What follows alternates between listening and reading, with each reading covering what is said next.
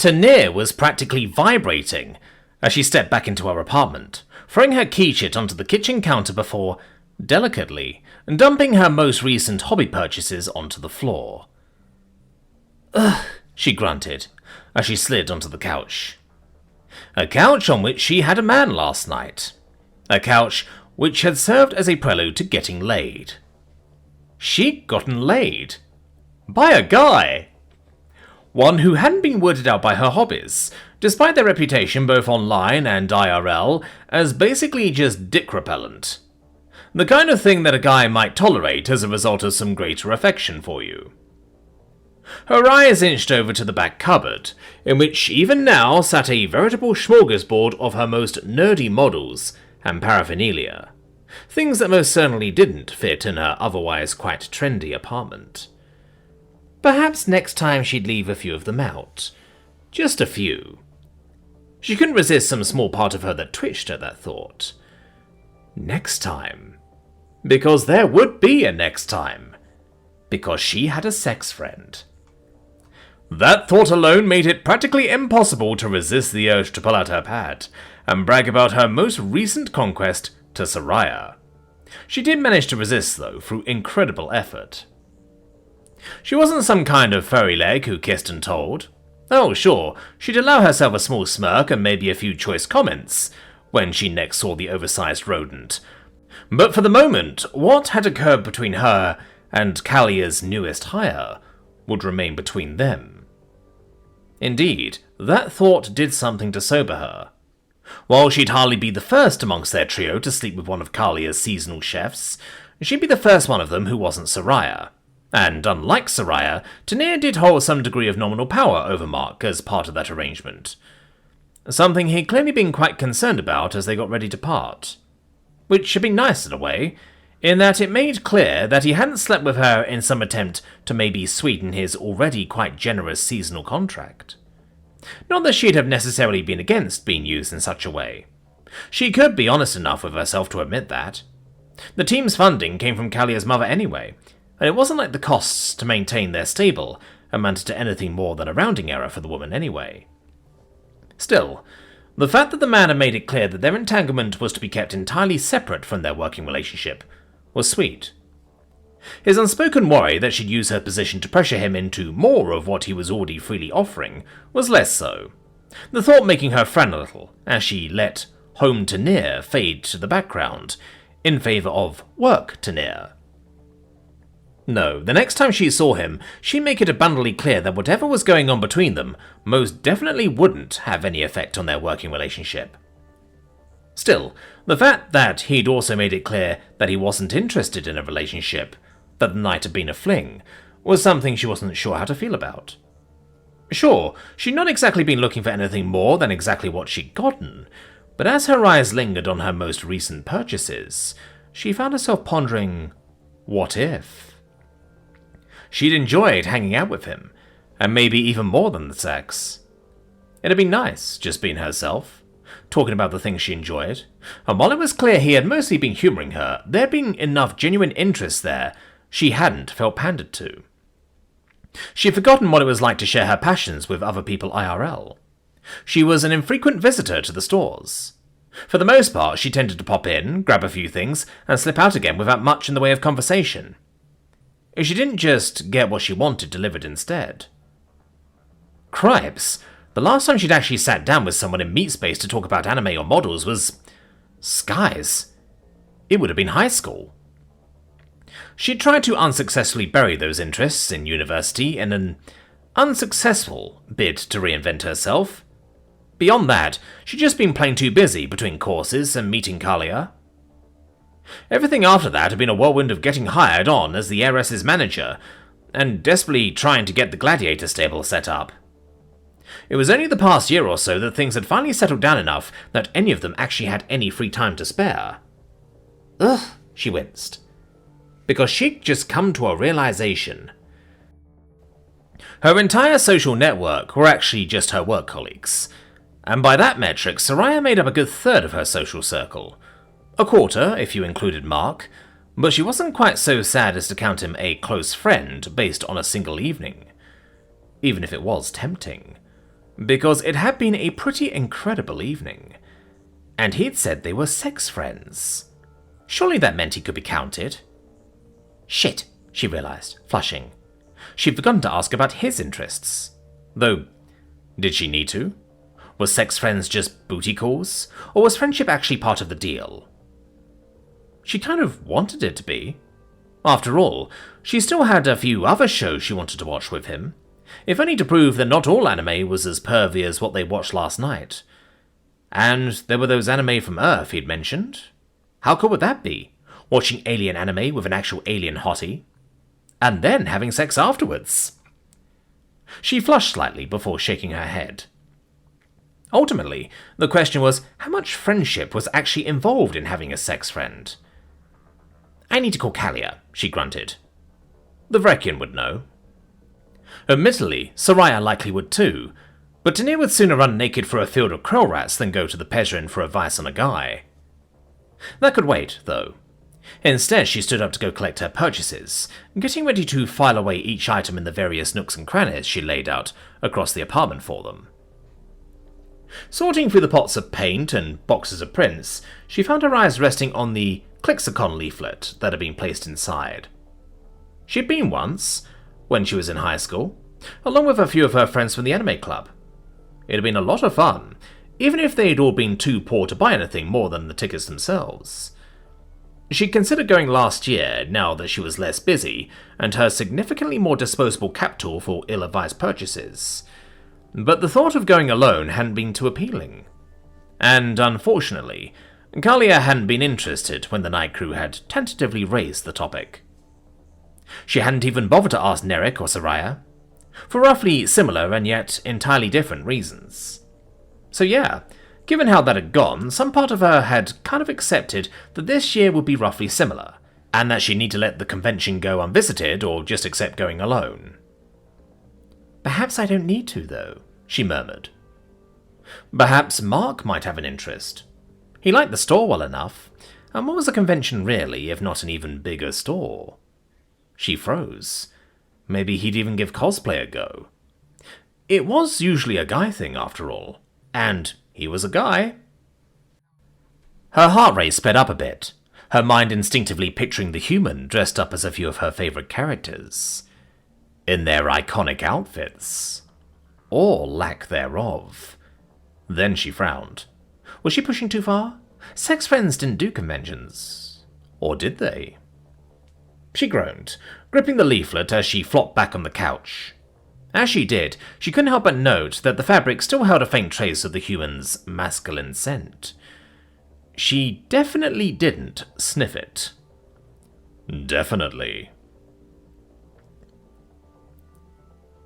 Given his actual job only actually required him to work all of 20 hours a week, if that, Mark had no issue whatsoever with making a few simple meal preps for Sarai at her request. Hell, the only reason it likely wasn't already in his contract to begin with was because, to be totally frank, he'd been placed into a role that likely should have gone to someone significantly more famous. Basically the alien equivalents of Gordon Ramsay or Alain Ducasse. Now, while Mark certainly liked to think of himself as talented enough, he was very aware that he wasn't even close to that level of skill or fame. Yet. Nor was Francis, his old boss. Sure, the guy wasn't exactly a nobody either, especially in their niche of alien cooking, but he wasn't a household name. To that end, Mark could only really attribute the incredibly generous terms of his current contract as being a result of the initial contractual template being formed from one used to entice genuinely famous chefs. Human or not, the numbers involved in his own contract had been scaled down to be merely incredibly generous for a chef of his skill level, but the many contractual clauses on his time and talents were still essentially what would otherwise have been offered to the likes of an alien Gordon Ramsay, who most definitely would have had other time commitments. Time commitments that wouldn't really have given them the inclination to make a few easily reheatable meals for the consumption of Kalia's quite small household staff. He'd initially suggested making use of one of the now empty stasis units to keep the meals hot with, but Saria's laughing not-quite explanation has suggested that doing so wouldn't have been quite as simple as just sliding the old food in and locking it in time. Ultimately, He just shrugged and accepted that answer before setting about creating a few meals that would tolerate reheating well, and hopefully be a bit more nutritionally balanced than Saria's usual takeout options. He'd also make a few for Tenir and Kalia as well. They hadn't asked for it, but he figured he was already making some for Saria anyway. And if they didn't want it, he figured he would take it home for himself. Or maybe give a few to Jelara, who he had a feeling had a diet roughly similar to Saria's. If nothing else, it'd serve as a nice sort of apology for ditching her immediately after their night together. Not that he thought she held it against him, given they'd exchanged a few messages, but it would be something nice to give her when they next saw each other face to face. As he glanced at the timer on the flax, he pondered whether now would be a good moment to pop back on over to the dining room to collect the dishes, when a thought occurred to him.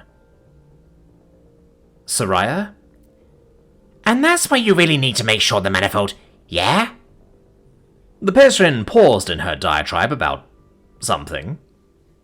He thought it was related to anti-grav drives, but to be honest, he kind of spaced out of the conversation roughly around the start of her second sentence. Mostly because it had contained more words he didn't know than did. Not that Saria seemed to notice, so he'd been content to let her jabber away at him. Truth be told, even if it was mostly just patter for him, he still enjoyed the company Saria's presence provided. He knew some chefs wouldn't, seen it as a distraction, but he was a man accustomed to cooking in a busy kitchen. A kitchen in the middle of the dinner rush tended to get loud. And while a single Saria couldn't quite replicate that level of ambient clamour on her own, she managed to get damn close. "The security team has eyes on dining room, right?" he asked. Saria blinked owlishly at him before nodding. Yeah? "Would whoever's on cams right now be willing to inform me when Kalia and her guest are finished with their meals? Assuming it's no trouble, I go check myself, but..." He gestured to the many pans currently sizzling away in front of him. Sure, the Pesrin said, before rapidly tapping away on her datapad. He nodded, moving back to stirring one of the pots. They said it's no problem, Saria continued a moment later. "Great, thanks." Satisfied that keeping an eye on that was no longer an issue for him, he smiled at her. "So, sorry for interrupting you. I think you were talking about... a manifold?" Saria nodded eagerly before a thought seemed to occur to her. Actually, before I get back to that, I wanted to talk about what I originally came in here for, before I got distracted. What did you think of your first mech fight? She leaned forward, tail swaying behind her. Kalia told me she lent you some tickets. "Oh, it was exciting," he said, as he pulled out one of the baking trays, inspecting the colourful fresh bake held within. "I see why it's so popular, though I can't help but think I'd have been a little lost if Tenir hadn't been there to help guide me through it all." "Oh, Tenir was there?" Saria said, with clearly feigned casualness, glancing to the side. "Did you two end up hanging out afterward?" He resisted the urge to laugh. Saria was many things, but a great actor clearly wasn't one of them. "Yeah, we hung out afterwards," he said, keeping his tone neutral as he flipped a bunch of racket into the pan. "Went to her place, watched a little TV." Saria's ears twitched, and she leaned forward, claws tapping the counter. "TV, huh?" "Oh, and we had sex," he said casually. He definitely didn't laugh as the alien's tail went entirely rigid, her ears picking up like little radar dishes, as she stared at him wide-eyed. Ow, she stammered. Cool. Good for Tenir. And you, of course. You thinking of making anything more of it? He shook his head. "Not at this point. Nothing against Tenir, she's lovely, but I just came out of a long relationship and I'm not looking for anything too serious." That seemed to settle the Pesrin down. Right. Which was when he went in for the kill. So I figure we'll keep it casual going forward. Just sex, you know. He watched her eyes widen once more as she glanced to the side, tail swaying wildly behind her. Right. She was just too fun to tease. The two stayed silent for a time, the stillness broken only by the sound of sizzling pans. When the Persian finally did speak again, it was with the faint casualness she'd had before. You know, there's another freight coming up this weekend. A big one. I've got an extra ticket if you'd want to go again. I figure I might be able to give you a few insights Tenir might have missed. Truth be told, that did sound like fun. He opened his mouth to respond, but before he could get a word out, the kitchen door slid open with a soft hiss. A new figure strutted in, and Mark's words died in his throat. The newcomer was a night crew, like Tenir, but where her silver skin was understated, this one shimmered under the overhead lights like polished chrome. She was tall, lithe, with long dark hair tied back into a loose ponytail that swayed as she moved. Her outfit, a tight, iridescent tunic and pants that hugged her frame, screamed confidence as she bounced along, like even just by walking through the kitchen she was performing for an invisible audience. She had high cheekbones, full lips, and a pair of discreet tattoos just under her cheeks that glowed with soft blue-green bioluminescence. Something that had to play merry hell with the alien's night vision. "Well, hello," the night crew said, her voice bright and melodic, eyes brightening as she laid eyes on him. "You must be the human chef I've heard so much about. Mark, right?" She extended a hand, fingers adorned with thin silver rings that clinked softly. "I'm Vrenal, Callia's social media manager and squire. Just got back from an off-world stint, and let me tell you, I am thrilled to finally have another male on the team." This time, as if part of some karmic balancing for his teasing with Saria before, it was Mark's turn to freeze for a moment, as he realized he wasn't looking at a very attractive but very flat night crew woman, and in fact a very feminine-looking night crew male. Which was pretty par for the course for some species, where the women tended to be bigger and stronger, but still served to surprise him each and every time it happened. "That's me," Mark said casually, as he took the pre-offered hand, a gesture that both their species shared as a form of greeting. "Mark Reynolds." "Delighted," the alien said, as he gripped Mark's hand in both of his. "As I said, it's not often we get another guy up in here, and I'm really looking forward to being friends." Sure, Mark said, though for his part he was a little taken aback by the outward display of exuberance. "I'm sorry, did you say you were Callia's squire?" Vrenal nodded, not missing a beat. "That I am, or at least, that was the closest comparison I could find for humans on the Hypernet. Well, maybe that mixed with a lot of ring girl or race girl," he giggled. "It was actually a little funny to see a bunch of girls doing the same job as me." Mark nodded, vaguely recalling that there had been two guys doing some announcing on the arena floor prior to the start of the match he'd watched the other night. Clearly they'd been performing the same function as Vrenal. Though he'd said he was also Callia's social media manager? "So yeah," Vrenal continued, "I get the crowd going, I see Callia off before she steps into her mech, and I make sure every hol of it, every post, and every moment of Callia's career sparkles." Mark nodded, a little amused despite himself. Despite his mannerisms being a little strange to his human sensibilities, at least to see them in another male, the alien's good cheer was infectious. "Sounds like you've got your hands full," he said, idly stirring one of the pans. "Oh, you have no idea," Vrenal said, as he peered over Mark's shoulder at the sizzling pans, giving Mark a whiff of the guy's perfume in the process. It was very citrusy. More to the point, he was a little close. Not rudely so, but again, closer than a guy was usually comfortable with. Fortunately, he stepped back a moment later.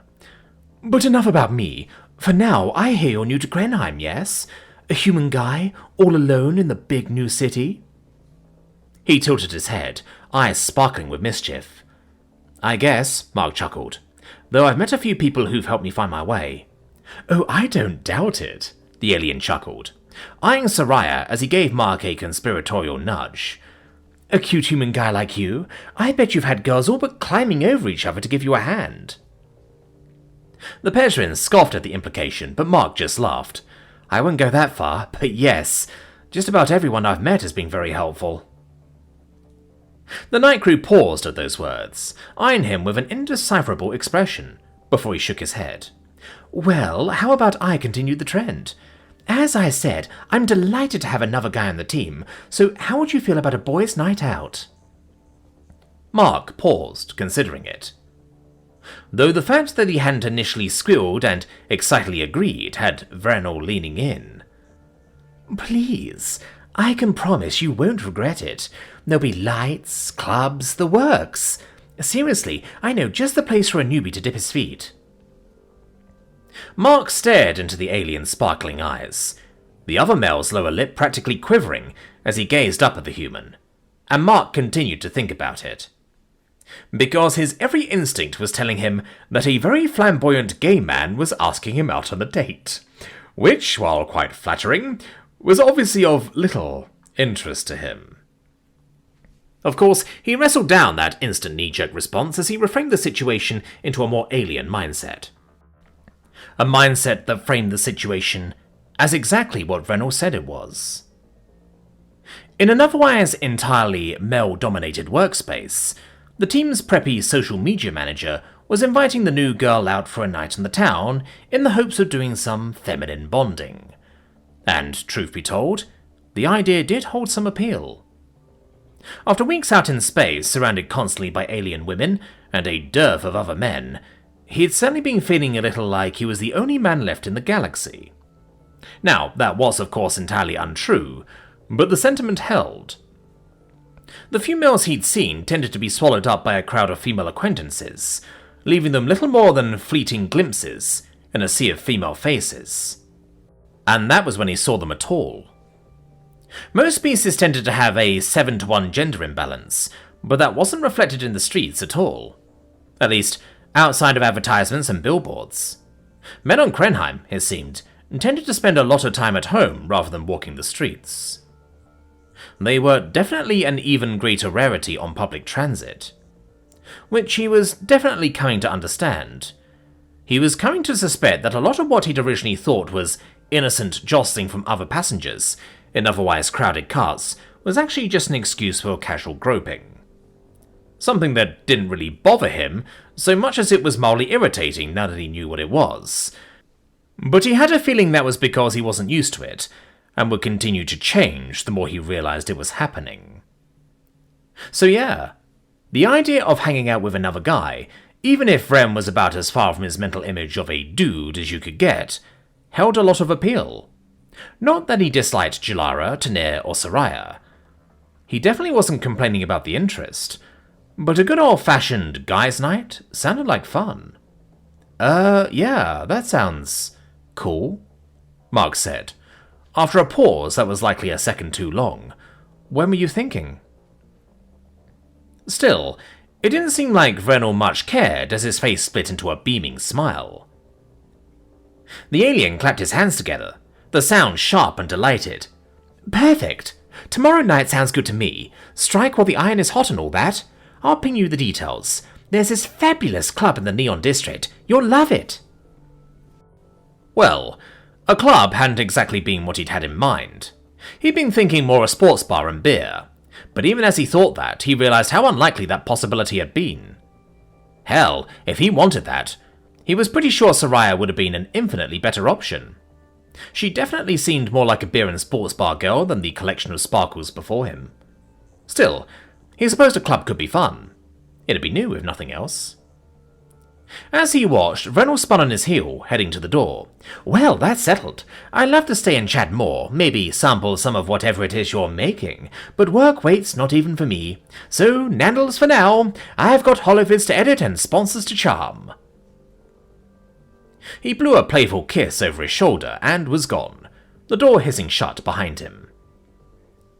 Mark stared after him, feeling like he'd just been hit by a glitter-coated tornado. That was something. Saria laughed, her tail flicking with amusement.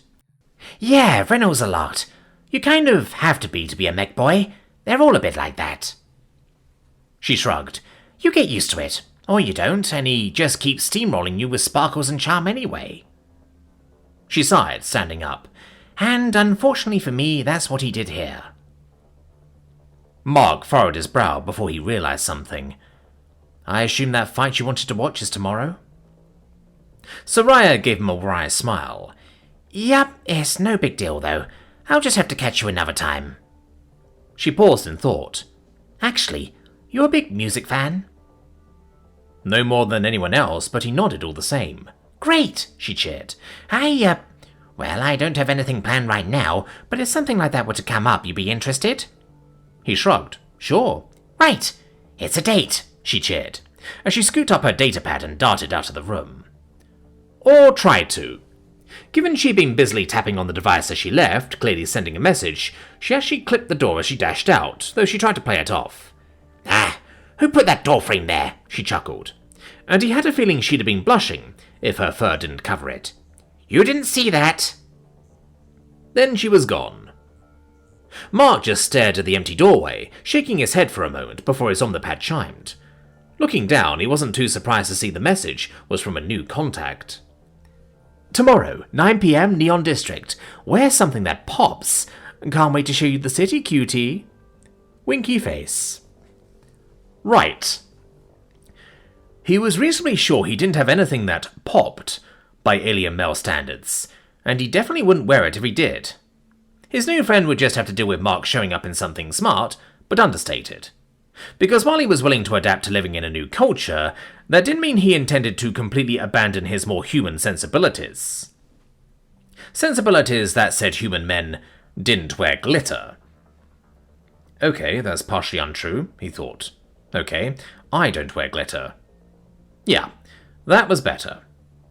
Still, he supposed that meant his calendar for tomorrow was filled now. Ah, shit, Mark grunted, as he nearly spilled the pile of containers he was holding in one hand, while the other tried to fish his keychit out of his pocket. While he'd definitely been thankful that Tenir had okayed him taking some of the excess home for his own use, the large collection had been a bit of a pain to carry on the train and walk back. So much so that he resolved to accept Nendra's offer of a ride next time. Just as he'd managed to get the chit out, without spilling tomac bake all over the hall floor, he heard the ping of the elevator door opening behind him. Glancing back, he smiled as he saw Jelara trudging down the hall toward him. Though that smile dimmed a bit as she barely seemed to notice him. The Ornus looked like she'd been wrung out and hung to dry. Her gelatinous form sagged, her usual vibrant blue dulled to a murky teal, and her movements were sluggish. Clearly whatever she did for work, it had been a long day of it. For a moment he considered just letting her get to her room and crash out like she likely planned, before a thought occurred to him. Hey Jelara, he called, keeping his tone light but warm. Rough day? Her faceplate turned towards him, expressionless features still somehow managing to convey wry exhaustion. Ah, Mark. Yes, you could say that. Her voice still carried the same lyrical tone he was used to, but in the moment it sounded almost deflated. She seemed to notice his awkward positioning, and with an almost visual mustering of her will, she stepped towards him. With that said, you seem to be struggling there. Would you like this one to hold those while you open your door? He smiled at that small act of kindness, even if part of him thought back to Vrenal's words on girls falling over themselves to help him because he was a guy. If you wouldn't mind. He paused, reading the exhaustion in her posture, the way she seemed to lean toward her door like it was the finish line. I'd be happy to compensate you for your time. You eaten yet? The alien's gelatinous body shifted a bit beneath her suit, even as she freed him of his burden. Ah, no, not yet. This one was debating boiling some noodles or just crashing out. He smiled, happy that he had another option then. Well, if you want, I'd be happy to invite you in while I break out these. They're still hot and I've got plenty here. There's raka stir-fry, creche mash, some tomat bake. If nothing else, I can guarantee it'll beat instant noodles. Again, it was funny to realize that there were another constant in the universe. A case of convergent culinary development in action. And despite what some might think, he held nothing against instant noodles. Anyone who thought a chef didn't eat the same easy-to-make crap that everyone else did after a long day clearly hadn't ever spent much time in one's presence. Hell, it was likely Mark ate more than average, given that most days the last thing he could possibly fathom doing was more cooking, after spending an entire day doing exactly that. To that end, instant noodles ruled. In this case, though, he had the means to offer something a little more nutritious and filling to his gelatinous neighbour. Jelara's form flickered, a faint pulse of bright blue betraying her interest, but she waved a hand, the gesture sluggish. That's kind of you, but this one wouldn't want to intrude. Mark shrugged. It'd be no issue, but if you just want to take one back to your apartment instead, that's fine too. Given she looked like she was barely staying upright, he'd hardly hold it against her if she was more interested in crashing out than being invited over. Really? She asked. You wouldn't be offended? He scoffed. Not at all. As I said, it's payment for helping me with this, and because I like you. He enjoyed the small flare of red that formed in her core, though she tried to hide it by shifting the Tupperware in her arms. Still, she hesitated, her form quivering as she inhaled through her suit's intakes, the scent of the Vraka and Tormak clearly hitting her. After a moment, she sighed, the sound like bubbles popping. Okay, if you're inviting this one in, they wouldn't mind eating with another? Oh? Clearly she'd found a second wind. Just for a bit, though, she added. This one will likely not be great company right now. Company's overrated, Mark scoffed, as he opened the door to his apartment. Food's the main event, and I'll hardly be upset if you end up crashing out on my couch or anywhere else. Once more he enjoyed the red flush that pervaded her form as she followed him in, muttering something under her breath in her native tongue. He noticed her eyes linger for just a moment on his apartment's singular decoration, the Gra model standing on the kitchen counter before she moved over to the table. She was clearly too tired to ask about it, though, as she placed the Tupperware down before practically staggering over to a chair. Mark set about dishing out what he wanted before glancing at her. Any preference? She made a vague gesture with her hands, an almost equivalent to shaking her head, perhaps? No, it all smells great, she burbled. He nodded, before grabbing a second bowl. Before long, he was heading over to the table. As he sat down, though, he noted the slight tension in the alien's form. Mark? She gurgled. Yes? He said casually. While you are a very attractive male and this one greatly enjoyed our time together last time, this one hopes you'll forgive them if they can't perform to the same degree tonight. The human froze, just staring at the alien. Well, she seemed to take the wrong way. Of course, this one knows you have needs. You're a human male, and she's lucky to be able to partake of your exuberance. She paused. This one just asks that you be gentle. It almost seemed to pain her to say that, as if some great war between exhaustion and pride had taken place inside her prior to her speaking. Once more he was reminded of the fact that for all he found her adorable, Jelara was outwardly a badass femme fatale. And here she was asking the cute but insatiable chef boy next door not to ride her too hard after a long day at work. Did she think he was expecting them to have sex? Had she accepted joining him in his apartment for fear of him being offended if she declined? For fear that future sex would be off the table? It was still funny, and a little sad, but mostly funny. I mean, I thought you were too tired to go, but if you really want to get busy after, I suppose I can be gentle. I mostly just invited you in here because I was a little worried you'd collapse in your apartment. He picked up his fork. At least if you do it in here, I can carry you to the bed. Assuming she was still in her suit when she did. Otherwise, he might need to break out a bucket. A very big bucket. She stared at him, so he continued. Seriously, I wasn't inviting you in to pressure you to have sex. I really was just worried about you. Feel free to crash on the bed or the couch when you're done eating. Or head back to your apartment if you can make it. The alien sagged in place. Oh, praise the ancestors. Mark laughed.